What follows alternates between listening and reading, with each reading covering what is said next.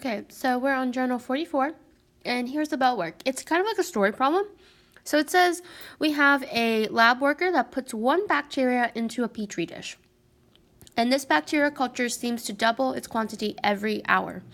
So let's draw ourselves a picture. So we have a petri dish with one bacteria inside the petri dish. I'm going to give it little legs here. Here's like my one bacteria. And it seems like after an hour in this petri dish, the bacteria doubled. So it looks like I have two bacteria now. So this guy gets to have a buddy. So after an hour, there are two bacteria. Okay, so the question here for A is, what is the population of the bacteria in 4 hours? Okay, so what I'm going to do is actually make a table and calculate how many bacteria there are after 4 hours. So I'm going to call, let's say, this side here the number of hours that have passed, and this side here the population of the number of bacteria. All right, so the first hour, or not the first hour, when the specimen has started, so 0 hours, there is one bacteria in the petri dish. After an hour, there are two bacteria. After 2 hours, if 2 were to double, that means 2 times 2, which is 4. At 3 hours, if 4 doubles, that's going to be 8. At 4 hours, if that doubles, that's 8 times 2, which is 16. So after 4 hours, there is 16 bacteria cultures in the petri dish.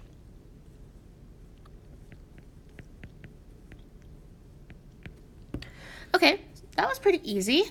But now the part B is asking, what is the formula that calculates the population of the bacteria given the time? So it wants to know a function or a formula that calculates the population of the bacteria if you knew what time it was or how many hours have passed.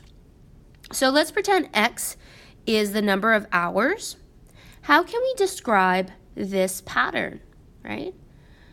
So we notice that every hour passed, the number doubles. So it's like it's doing 2 times 2 for every hour, right? So one way to think about it is maybe writing as 2 to the power of X, where X is the number of hours.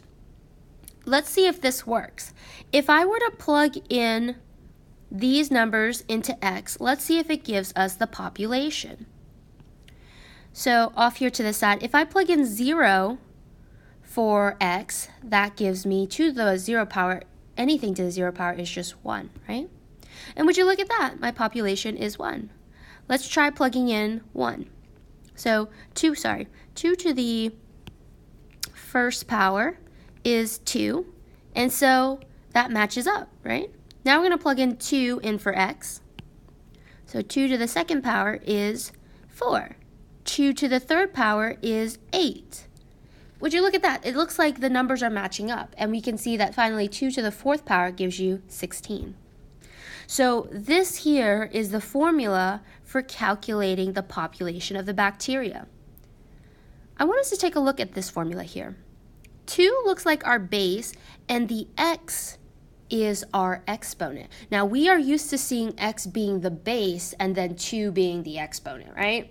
Like we've been graphing y equals x squared, those are quadratic formulas, or x to the third power, those are cubics. But this time around, the x is the exponent. This type of function is what we call an exponential function. Exponential function. That's when the function exponent is x, or some sort of variable. So that's what we're going to be taking a look at today. And in the third part of this problem is asking what is the population of the bacteria after a day? Well, how many hours are in a day? So one day has 24 hours.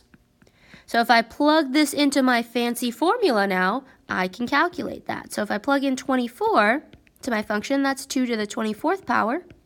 I'm going to do that in the calculator. So if you press the caret button to get the power button, you're going to get, let's see, let me do this in my calculator. 2 to the 24th power gives me 16,777,216 bacteria in after a day. So that's a lot of bacteria after an hour. That's how people get sick. So make sure you wash your hand. Moral of the story. All right. So this function, we can see that as time passes, that this grows exponentially, which means that it grows very fast. Okay. So exponential functions with this one here is a growth pattern because we can see that it grows very fast. All right, we're going to take a look at two graphs, and they are both exponential graphs, so you're going to see x being the exponent, and we're going to evaluate them. All right, so with this graph here, I have f of x, 2 of x, and I've graphed that function that we just did in the previous slide. So here it is. Here's our shape. So let's take a closer look at what this shape looks like. So we can see that on here, this curve goes from gradually being small and then shooting up, right? And we can see that as time progresses, the population of the bacteria starts to grow very fast. So looking at this here, we can see that this side here is growing exponentially or growing very fast. But this side here seems to be flattening out, almost as if it's flattening out against the x-axis. So let's talk about that. So on here, we're going to see why the other side, the left-hand side, is flattening out like this by plugging in some negative numbers. So on this side here, you have some negative x values, whereas this side here, you have some positive x values. So let's pick an x value to plug in. I'm going to make a t-chart here. If I were to plug in, let's say, -1 into my function, let's calculate what my y would be. So if I plug in -1 for x, that's going to be 2 to the -1 power. We learned that we can't have negative exponents. When we do, we flip the fraction. So this is going to be 1 over 2, right? And now the 1 on this 2 gets to be a positive 1 once we put it in the denominator. But 1 over 2 is just 1/2 or 0.5. Right? So I'm going to write 0.5 here.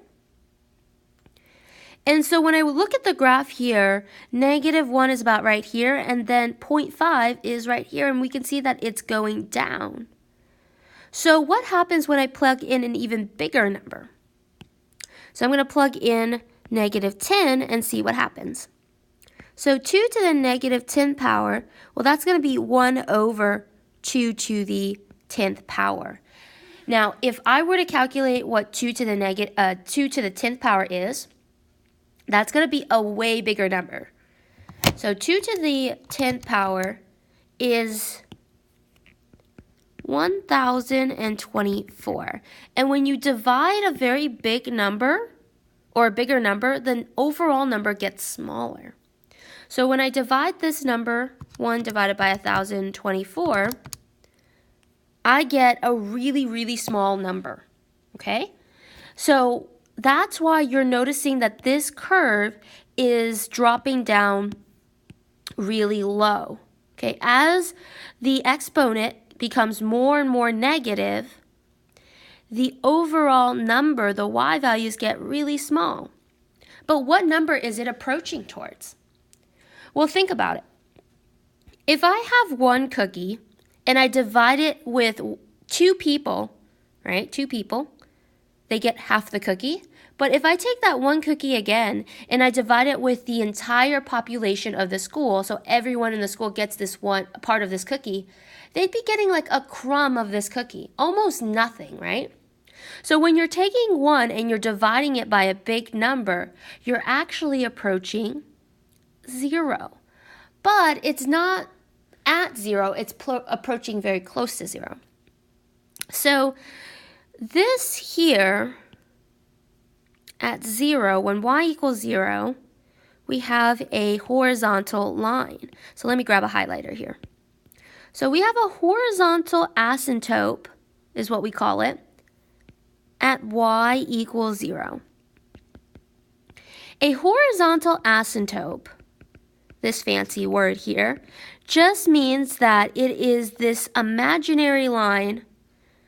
I don't know if I'm spelling asymptote right. I think that's how you spell it. Or maybe, let's see here. Yeah, we'll just say it's spelled like that. I'll fix it here in a sec if I need to.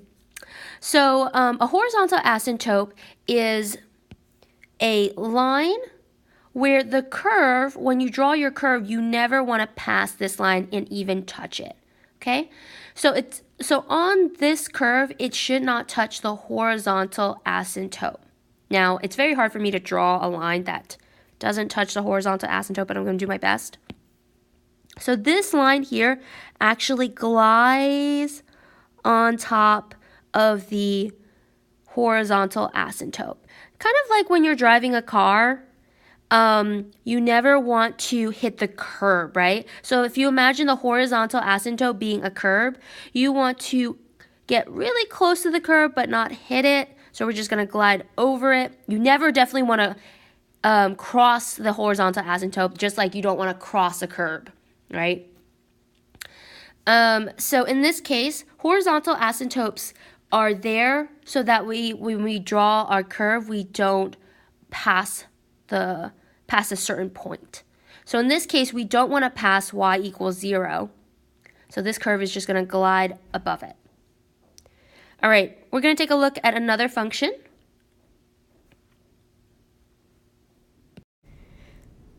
Okay, so we're now going to take a look at a different graph here. Here I have graphed a curve that is represented by 1/2 to the x power. So this is also an exponential function.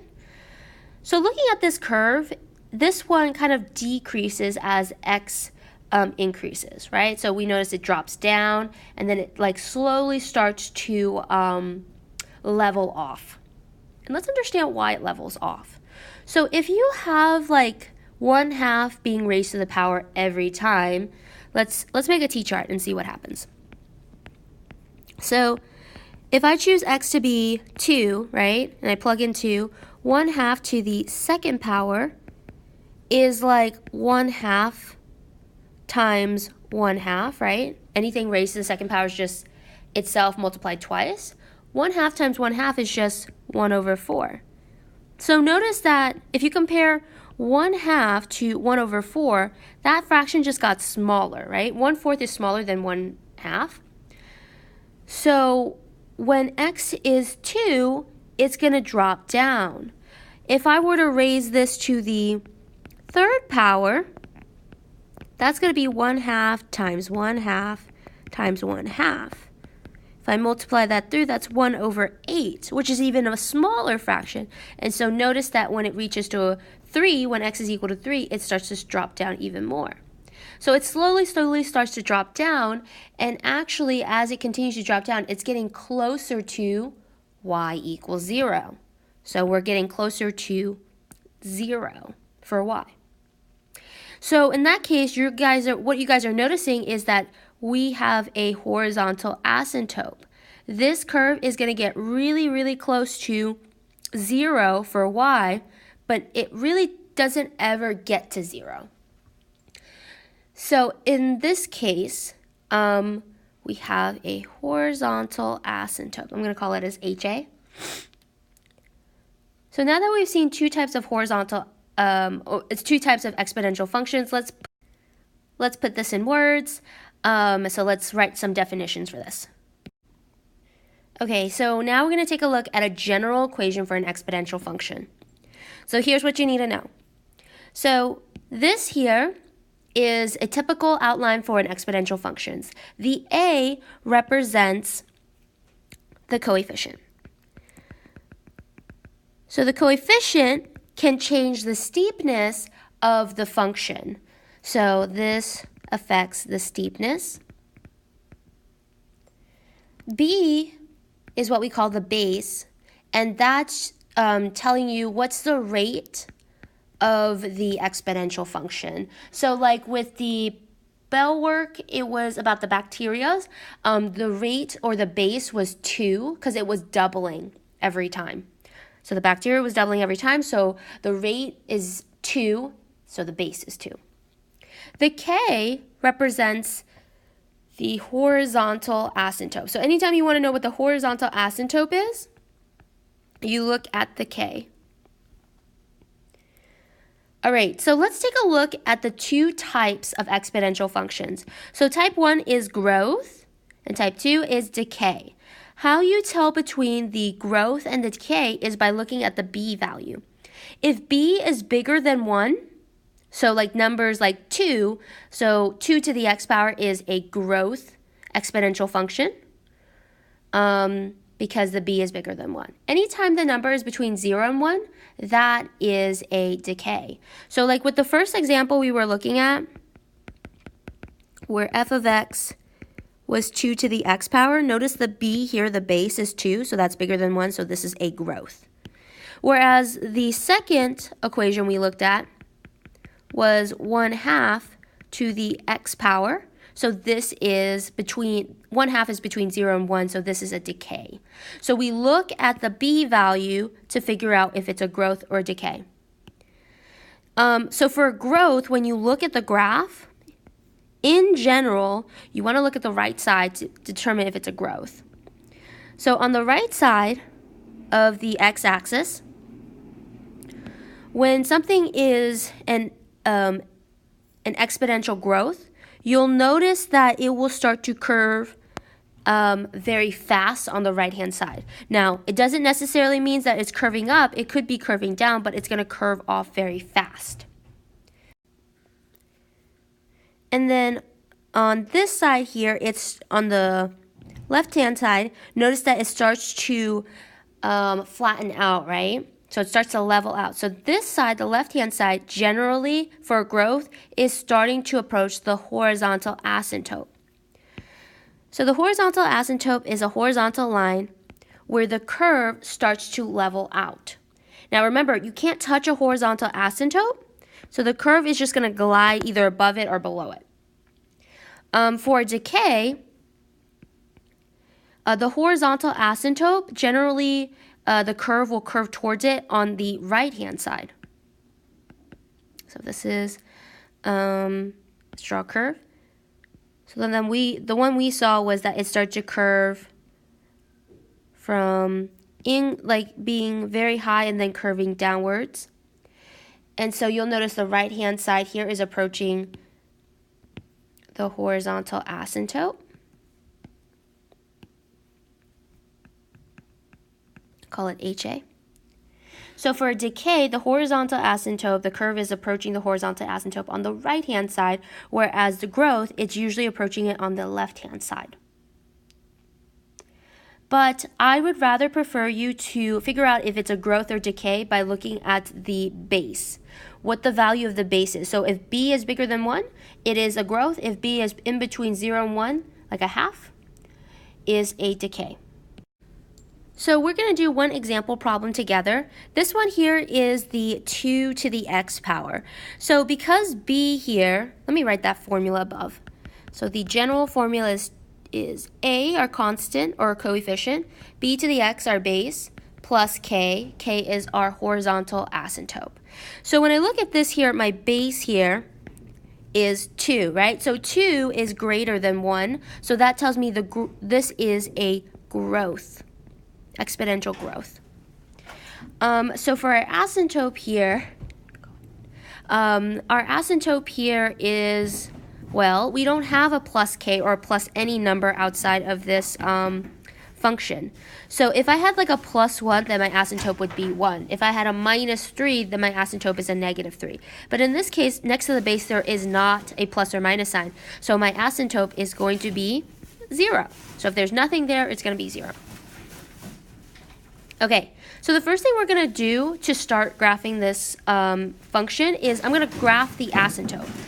So because the asymptote is at 0, that means I'm going to go to the y-axis, and draw a horizontal line on y equals 0.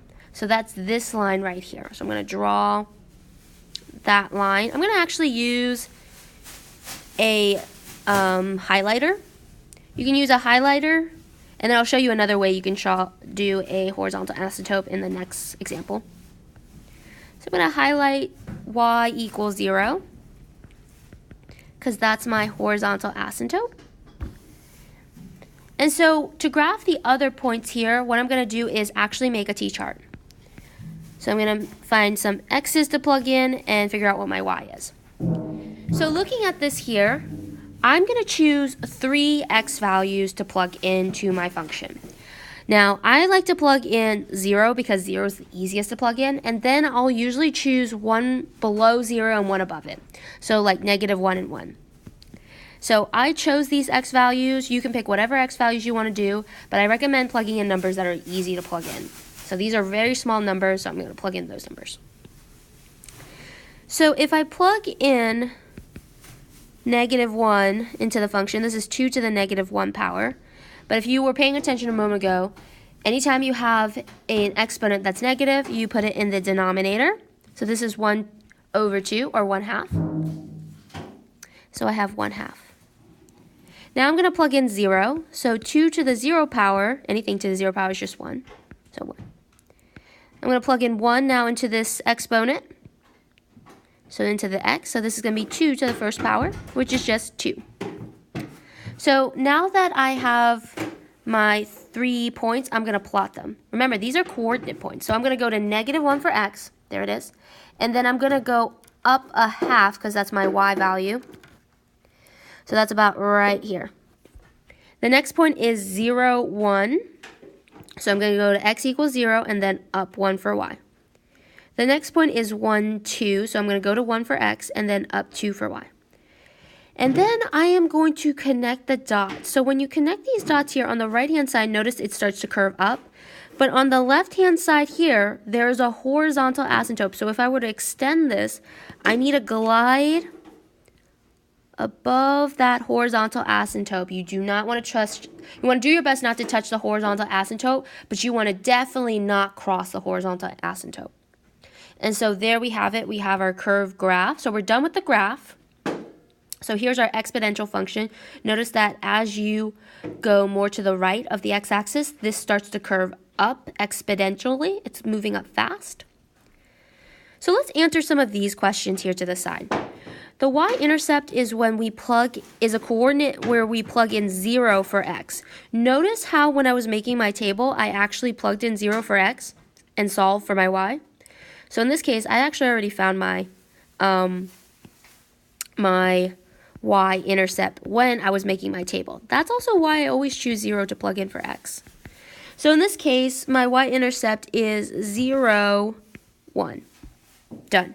Okay, now I'm going to find the domain, and remember, domain is your x values, right? So if I wanted to find what the x values are, my smallest x value and my largest x values, let's take a look at this curve. Notice on this curve here, it stretches to the left side with an arrow, so I'm approaching -infinity. And then on this side, when I'm going to the right, it has an arrow, so it's always going to be approaching +infinity for the x.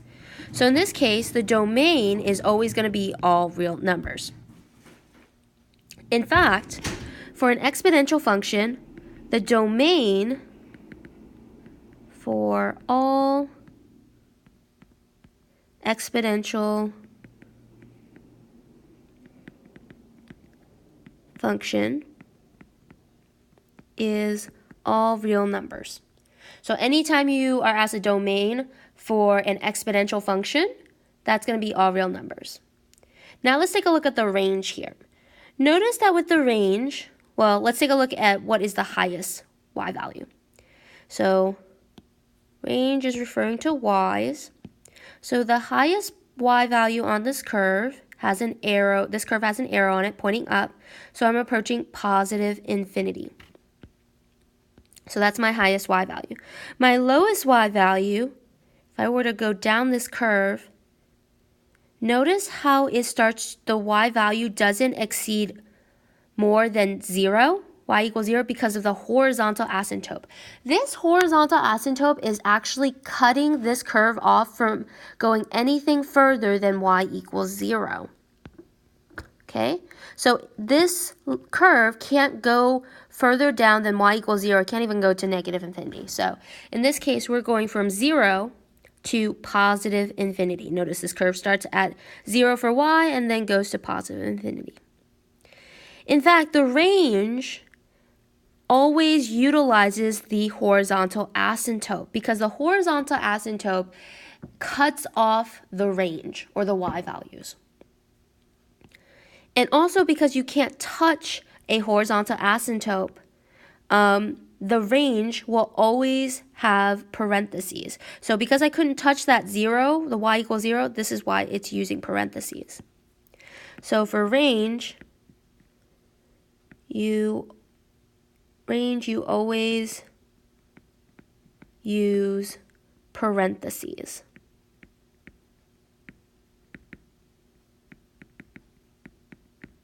So you always want to use parentheses for the range because of the horizontal asymptote. All right, that's it for part 1 of Journal 44. I'm going to upload a separate video for part 2 of Journal 44, just because that video is going to be me doing more example problems. So that's pretty much it for today's content. We're going to save the other stuff for the next video.